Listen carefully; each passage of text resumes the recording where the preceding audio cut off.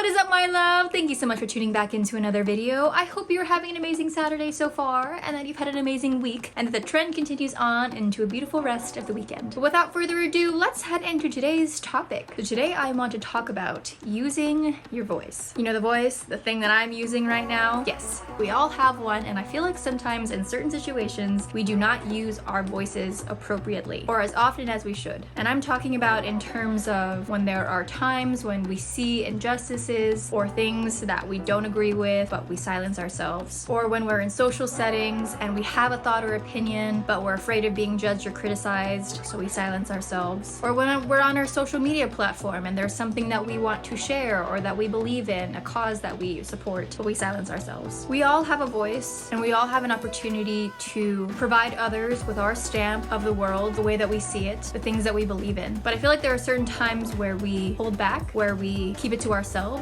because we're afraid of what the other person is going to say. But it is our natural right to be able to express ourselves in obviously a respectful way, you know, not stepping on anybody's toes or being rude or anything like that, but expressing ourselves in a way that allows our soul to come forward and speak. And when we don't do that, I feel like a little part of us is dying on the inside. At least that's how I feel. Whenever I don't tell someone how I'm feeling, it's like I'm abandoning my soul and I'm abandoning myself. And I lose just a little bit of trust with myself because I'm like, okay, I know for next time that you're not going to speak up and you're going to choose to stay quiet instead of saying exactly what you think. And especially in times of injustices, I feel like we don't repost those things that we see on other people's stories because we're afraid that people are going to come forward and bash us for supporting that cause. And honestly, I used to be afraid of doing that too because I didn't want to get involved and I didn't want people to come at me for certain things. But honestly, like, supporting those causes is way more valuable to me now than what somebody's gonna say to me, because I believe in standing up against those things that I see that are wrong or that I believe to be against my values or morals. And there's a lot of things that are happening out there in the world and on the news that I really don't agree with, and I'm going to now share the fact that I don't agree with those things or that I support certain causes, because it's just one more voice to add to the crowd of people that are coming together in times of crisis or in times of need. And I think right now we need more people that are willing to stand up, that are willing to be courageous and brave and be in the spotlight and say, hey, I don't agree with this, or I support this, or this is how I think, and be the chain breakers here. You know, we're in a time now where staying quiet is no longer gonna cut it. Where staying quiet means going with the status quo and making sure everything's okay and peaceful within certain groups. But for me, staying quiet just doesn't feel right anymore. And when I see something, I'm gonna say something. But I know that takes a lot of courage for some people. And I still get really nervous whenever I post something that may be controversial or may bring up a lot of conversations, but I'm more readily available and accepting of those conversations now and the fact that they're gonna happen, because not everybody's gonna agree on things, and that's fine. But you have to do your own due diligence and speak up for the things that matter to you. If it's something you're passionate about, if it's something you care about, if it's something that inspires you or that you see that is wrong or against how you feel, then I don't think that you should feel afraid to talk about it or to post it or to share it with somebody else. And if they cut you off for that kind of thing, then that person is not meant to be in your life in the first place. Also, for women, I feel like using our voice is something that is fear-provoking. For me, I'm still afraid because I feel like as a woman, I'm supposed to be quiet and meek